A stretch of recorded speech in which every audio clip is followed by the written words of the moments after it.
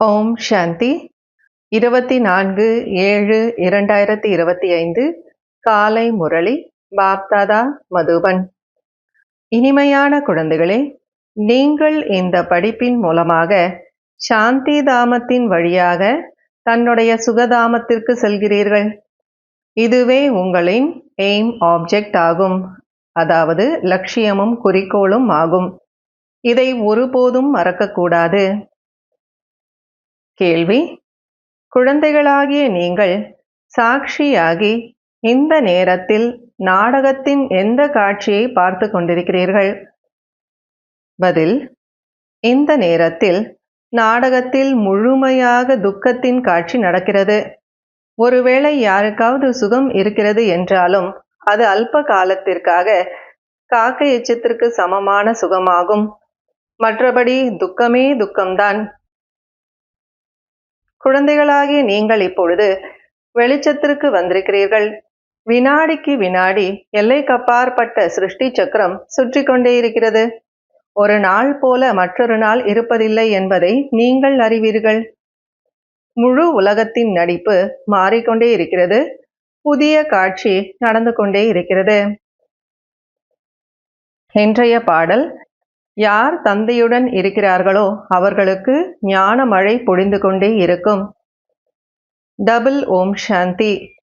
பாபா இன்னைக்கு முரளியில 2 முறை ஓம் சாந்தி சொல்றாங்க. ஒன்று, தந்தை சுயதர்மத்தில் நிலைத்திருக்கிறார். மற்றொன்று, குழந்தைகளுக்கும் கூட கூறுகிறார், தன்னுடைய சுயதர்மத்தில் நிலைத்திருங்கள், மேலும் தந்தையை நினைவு செய்யுங்கள் என்று. தன்னுடைய சுயதர்மத்தில் நிலைத்திருங்கள் என்று வேறு யாரும் கூற முடியாது. குழந்தைகளாகிய உங்களுடைய புத்தியில் நம்பிக்கை இருக்கிறது.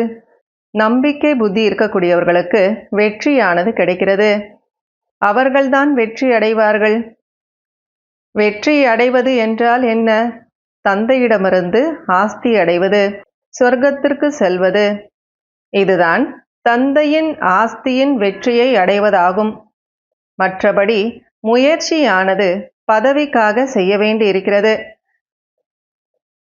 நாடகத்தின் சக்கரத்தை நீங்கள் அறிவீர்கள். அநேக முறை தந்தை வந்திருக்கிறார். தூய்மையாக மாற்றி அனைத்து ஆத்மாக்களையும் கொசு கூட்டம் போல அழைத்து செல்வார். பிறகு அவரும் நிர்வாண தாமத்தில் சென்று நிவாசம் செய்வார். குழந்தைகளாகிய உங்களுக்கு குஷி இருக்க வேண்டும். இந்த படிப்பின் மூலமாக நாம் நம்முடைய சுகதாமம் செல்வோம் சாந்தி தாமத்தின் வழியாக என்று. கீதையில் ராஜயோகமானது இருக்கிறது. பகவான் அபுமலையில் வந்துவிட்டார் என்று புரிந்து கொண்டார்கள் என்றால் ஒரேடியாக ஓடி வருவார்கள் இறைவனை சந்திப்பதற்காக. சந்நியாசிகளும் விரும்புவார்கள் அல்லவா பகவானை சந்திப்பதற்காக. இப்பொழுது குழந்தைகளாகிய நீங்கள் பல கோடி மடங்கு பாக்கியசாலிகளாக மாறிக்கொண்டிருக்கிறீர்கள். அங்கு அளவற்ற சுகம் இருக்கும். தந்தை தெய்வீக ராஜ்யத்தை பிரம்மா மூலமாக ஸ்தாபனை செய்து கொண்டிருக்கிறார். இது மிகவும் தெளிவாக இருக்கிறது. உங்களுடைய எய்ம் ஆப்ஜெக்டும் இதுதான். இதில் சந்தேகத்திற்கான விஷயம் எதுவும் இல்லை. குழந்தைகளாகிய நீங்கள் இப்பொழுது வெளிச்சத்தில் இருக்கிறீர்கள். இதையும் கூட சாட்சியாக இருந்து புத்தியில் தாரணை செய்ய வேண்டும்.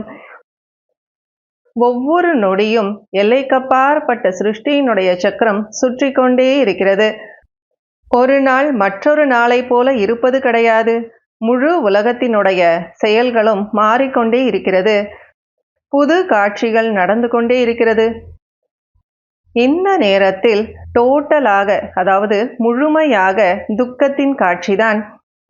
யாராவது இந்த ஜென்மத்தில் சுகமாக இருந்தாலும் கூட பிறகு அடுத்த ஜென்மத்தில் துக்கம்தான் இருக்கும். இப்போது குழந்தைகளாகிய உங்களுடைய புத்தியில் இருக்கிறது, நம்முடைய வீட்டிற்கு சென்று கொண்டிருக்கிறோம் என்று. எனக்குள் எந்த ஒரு அவகுணமும் இல்லைதானே என்று தன்னைத்தானே கேட்டுக்கொள்ள வேண்டும். பாபா கூறுகிறார், குழந்தைகளே, நான் யார் மீதும் இரக்கம் காண்பிப்பது கிடையாது. ஒவ்வொருவரும் தன் மீதே இரக்கம் காட்டிக்கொள்ள வேண்டும். இந்த நாடகம் உருவாக்கப்பட்டிருக்கிறது. தந்தை வந்து வெறும் ஆலோசனை மட்டும் கொடுக்கிறார். இதுதான் அவருடைய இரக்கமாகும். இந்த நாடகம் ஆதியும் இல்லாத அந்தியமும் இல்லாதது. இதில் ராவணனுடைய தோஷமும் எதுவும் இல்லை, மனிதர்களுடைய தோஷமும் எதுவும் இல்லை. அதாவது ராவணனும் எந்த குற்றமும் இல்லை, மனிதர்களுடையதும் எந்த குற்றமும் இல்லை. இந்த நாடகம் ஆதியும் இல்லாத அந்தியமும் இல்லாத இந்த சக்கரம் சுத்திக்கிட்டே இருக்கு அப்படிங்கிறார் பாபா. தூய்மையாக மாறாமல் தேவதையாக மாறுவது கடினமானது என்பதை புரிந்து கொண்டிருக்கிறீர்கள். உயர்ந்த தேவதையாக மாறுவதற்காக இப்போது தந்தையிடமிருந்து ஸ்ரீமத் கிடைத்து கொண்டிருக்கிறது. ஒருவருடைய வழி இன்னொருவருடன் இணையாது. ஸ்ரீமத் கொடுக்கக்கூடிய அந்த உயர்ந்த கதாபாத்திரமும் கூட சங்கம யுகத்தில்தான் இருக்கிறது. தந்தை முயற்சிக்கான யுக்திகளையும் கூறுகிறார். இப்போது நாம் தேர்ச்சி அடையவில்லை என்றால், அதாவது இப்போ ஃபெயில் ஆயிட்டோம் அப்படின்னா, கல்பமாக ஃபெயிலாகி விடுவோம் என்பது சிந்தனையில் இருக்க வேண்டும். மிகவும் அடி விழும். ஸ்ரீமத் படி நடக்காததால் அடி விழுகிறது. பிராமணர்களுடைய மரமானது அவசியம் வளர்ச்சியடையும். எவ்வளவு வளர்ச்சி அடையும்? எவ்வளவு தேவதைகளுடைய மரம் இருக்கிறதோ அந்த அளவிற்கு வளர்ச்சி அடையும். அதாவது பாபா என்ன சொல்றாங்கன்னா, பிராமணர்களுடைய மரம் வந்து வளரும், ஆனா எவ்வளவு தூரத்துக்கு வளரும் அப்படின்னா தேவதைகளுடைய மரம் அளவுக்கு தானே. அதை புரிய வைக்கிறார். நீங்கள் முயற்சி செய்ய வேண்டும், பிறரையும் செய்ய வைக்க வேண்டும். குழந்தைகளாகிய உங்களுடைய புத்தியினுடைய பூட்டு இப்போது திறந்திருக்கிறது. தந்தை புத்திசாலிகள்லாம் புத்திசாலியாக இருக்கிறார். இப்போது நீங்கள் புரிந்து கொண்டிருக்கிறீர்கள். பின்பு போக போக பார்ப்பீர்கள் யார் யாருடைய பூட்டு திறக்கிறது என்று. இதுவும் கூட நாடகம் நடக்கிறதல்லவா? சத்யுகத்திலிருந்து அனைத்தும் ரிப்பீட் ஆகும். எவ்வளவு கல்பத்திற்கு முன்பு முயற்சி செய்திருந்தார்களோ அவ்வளவுதான் செய்வார்கள். சாட்சியாக இருந்து பிறரையும் பார்க்க வேண்டும். தன்னுடைய முயற்சியை பற்றியும் தெரியும். மாணவர்களுக்கு தங்களுடைய படிப்பை பற்றி தெரியாதா என்ன? இந்த பாடத்தில் நான் கச்சாவாக இருக்கிறேன், அதாவது காயாக இருக்கிறேன் என்று இதயத்தில் உறுத்தி கொண்டே இருக்கும். பிறகு தேர்ச்சி அடையவும் மாட்டார்கள். குழந்தைகளாகிய நீங்களும் கூட காட்சிகளை பார்ப்பீர்கள். ஆனால் தேர்ச்சி அடையவில்லை என்றால் பிறகு அப்போது என்ன செய்ய முடியும்? அதாவது பாபா சொல்றார், படிக்கக்கூடியவங்களுக்கு தெரியும் இல்லையா, நம்ம பாஸ் ஆகுமா ஃபெயில் ஆகுவோமா அப்படின்னு சொல்லிட்டு. அந்த மாதிரி இங்கேயும் நமக்கு காட்சி கிடைக்கும். ஆனா அந்த நேரத்துல நாம என்ன செய்ய முடியும்? ஒவ்வொரு காரியம் செய்து கொண்டிருக்கும் போதும் இது நினைவிருக்க வேண்டும். அதாவது இப்போது நாம் நம்முடைய வீட்டிற்கு சென்று பிறகு நம்முடைய அரசாட்சிக்கு வருவோம் என்ற அளவற்ற குஷி இருக்க வேண்டும். குழந்தைகளாகிய நீங்கள் புரிந்து கொண்டிருக்கிறீர்கள். ஒன்றும் புரியாதவர்கள், அதாவது எதுவுமே புரிந்து கொள்ளவில்லை என்றால் அவர்கள் இங்கே வர வேண்டியதில்லை. தந்தை இதை தெளிவாக நிராகரிக்கிறார். நம்பிக்கை இல்லை என்றால் ஒருபோதும் அவர்களை அழைத்து வரக்கூடாது. அவர்கள் ஒன்றுமே புரிந்து கொள்ள மாட்டார்கள். முதலில் 7 நாள் கோர்ஸ் கொடுக்க வேண்டும். சிலருக்கு 2 நாட்களிலேயே அம்பு தைத்துவிடும். நன்றாக பிடித்து விட்டது என்றால் ஒருபோதும் விடமாட்டார்கள். 7 நாட்கள் நாங்கள் மேலும் கற்றுக்கொள்வோம் என்று கூறுவார்கள். அப்போது நீங்கள் சட்டென்று புரிந்து கொள்ளலாம் இவர்கள் நம்முடைய குலத்தை சார்ந்தவர்கள் என்று. கூர்மையான புத்தியுடையவர்கள் தந்தையை அலட்சியப்படுத்த மாட்டார்கள். நல்லது, ஒரு வேலை போய்விட்டாலும் இன்னொன்று கிடைத்துவிடும் என்று நினைப்பார்கள். குழந்தைகள் அன்பான மனம் உள்ளவர்களினுடைய வேலை போன்றது ஒருபோதும் போகாது. சில பெண் குழந்தைகள் தன்னுடைய கணவன்மார்களின் புத்தியை மாற்ற வேண்டும் என்று தந்தையை கேட்கிறார்கள். என்னிடம் சொல்ல வேண்டாம் என்று பாபா கூறுகிறார். நீங்கள் யோக பலத்தில் இருந்து பிறகு அமர்ந்து ஞானத்தை புரிய வையுங்கள். பாபா யாருடைய புத்தியையும் மாற்றுவதில்லை. பிறகு அனைவரும் இவ்வாறான தொழில் செய்து கொண்டே இருப்பார்கள்.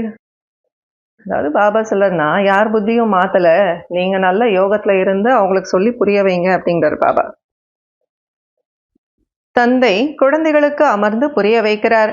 இன்னும் சிறிது காலம்தான் இருக்கிறது. நான் எந்த அளவிற்கு மகிழ்ச்சியாக இருக்கிறேன் என்று தன்னைத்தானே சோதனை செய்யுங்கள். நாம் எந்த ஒரு விகர்மமும், அதாவது பாவ செயல்களும் செய்யக்கூடாது. புயல்கள் வரும் தான்.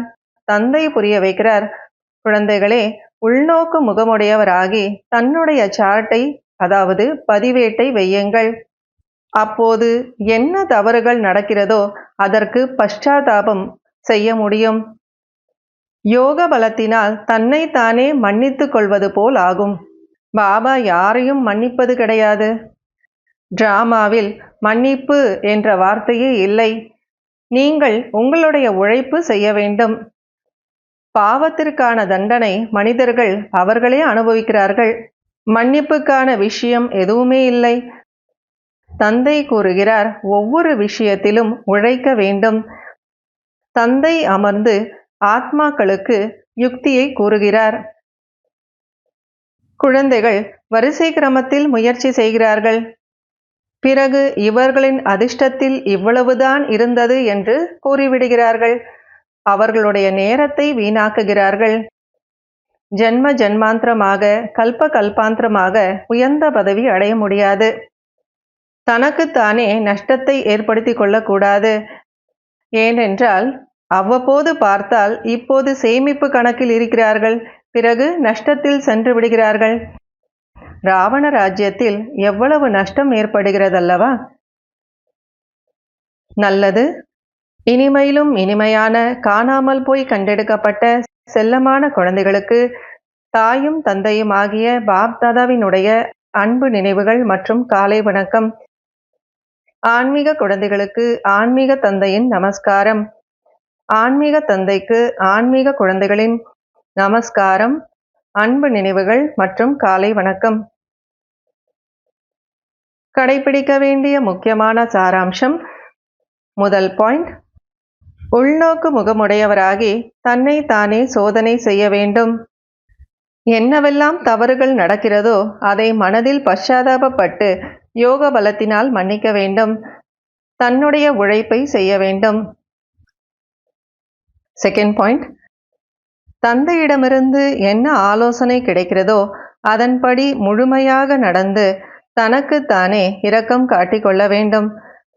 சாட்சியாகி தன்னுடைய மற்றும் பிறருடைய முயற்சியை பார்க்க வேண்டும். ஒருபோதும் தனக்குத்தானே நஷ்டத்தை ஏற்படுத்தி கொள்ளக்கூடாது. வரதானம். உலக நன்மைக்கான விருப்பத்தின் மூலமாக ஒவ்வொரு ஆத்மாவின் பாதுகாப்பிற்கான திட்டத்தை உருவாக்கக்கூடிய உண்மையான இரக்க மனம் படைத்தவர் ஆகுக. நிகழ்காலத்தில் அநேக ஆத்மாக்கள் தனக்குத்தானே நன்மை நடக்காமல் இருப்பதற்கு அவர்களே காரணமாகிக் கொண்டிருக்கிறார்கள். அவர்களுக்காக இரக்க மனம் படைத்தவராகி ஏதேனும் திட்டம் தீட்டுங்கள். எந்த ஒரு ஆத்மாவின் நடிப்பை பார்த்தும் நீங்கள் அலைச்சலில் வராதீர்கள். ஆனால் அதற்கு பதிலாக அதிலிருந்து பாதுகாப்பிற்கான சாதனத்தை சிந்தியுங்கள். இதெல்லாம் நடக்கத்தான் செய்யும், மரம் என்றால் உதிரத்தான் செய்யும் என்பதெல்லாம் கிடையாது. இதெல்லாம் நடக்கும் தான், மரம்னா ஒரு இலை 2 இலை கீழே உதிரும் தான், அப்படியெல்லாம் நினைக்கக்கூடாதுங்கிறார் பாபா. வந்திருக்கும் தடைகளை முடித்து வையுங்கள். தடை வருதா, அதை முடியுங்க. விஸ்வ கல்யாணக்காரி அல்லது விக்ன விநாசக் என்ற என்ன பட்டங்கள் கிடைத்திருக்கிறதோ, விஸ்வ கல்யாணக்காரி அப்படின்னா உலகத்துக்கு நன்மை செய்யக்கூடியவங்க, விக்ன விநாசக் அப்படின்னா தடைகளை வெல்லக்கூடியவர்கள். இது மாதிரியெல்லாம் பாபா நமக்கு பட்டம் கொடுத்துருக்கார், டைட்டில் கொடுத்துருக்கார். அதன்படி எண்ணம் சொல் செயலில் இரக்க மனமுடையவராகி சூழ்நிலையை மாற்றம் செய்வதற்கு உதவியாளர் ஆகுங்கள். ஸ்லோகன். யார் தன்னுடைய புத்தியின் மீது கவனம் என்ற காவலாளியை போடுகின்றார்களோ அவர்களே கர்மயோகியாக மாற முடியும். இன்றைய அவ்யக்த சமிகை. எண்ணங்களின் சக்தியை சேமிப்பதன் மூலம் உயர்ந்த சேவைக்கு நிமித்தமாக மாறுங்கள். கடைசி காலகட்டத்தில் சோதனை தாளின் கடைசி கேள்வி ஒரு நொடியில் முற்றுப்புள்ளி வைப்பது. இதன் அடிப்படையில்தான் நம்பர் கிடைக்கும். ஒரு நொடியை தாண்டி எடுத்துக்கொண்டால் கூட ஃபெயிலாகி விடுவீர்கள். ஒரு தந்தை மற்றும் நான் மூன்றாவதாக எந்த ஒரு விஷயமும் வரக்கூடாது. நான் இதை செய்தேன், இதை நான் பார்த்து கொள்வேன், இது நடந்ததா அல்லது நடக்கவில்லையா, இவ்வாறு எந்த எண்ணமும் வரக்கூடாது. ஏன் நடந்தது, என்ன நடந்தது, அப்படி ஏதேனும் எண்ணம் வந்தால் ஃபைனல் பேப்பரில் பாஸ் ஆக மாட்டீர்கள். ஓம் சாந்தி.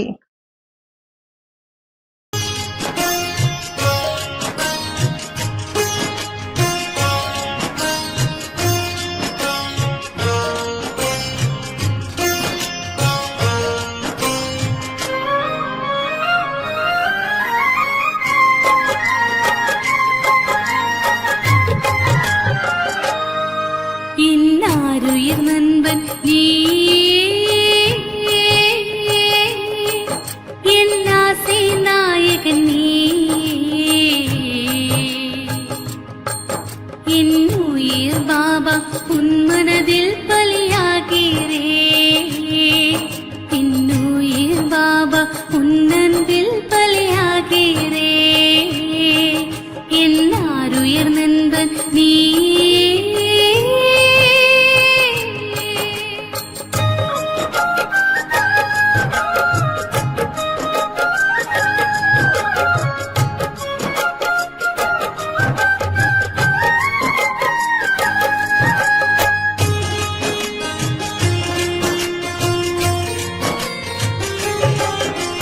தூரதேசம் இருந்து வந்து முரளி சொன்னாய் பாபா,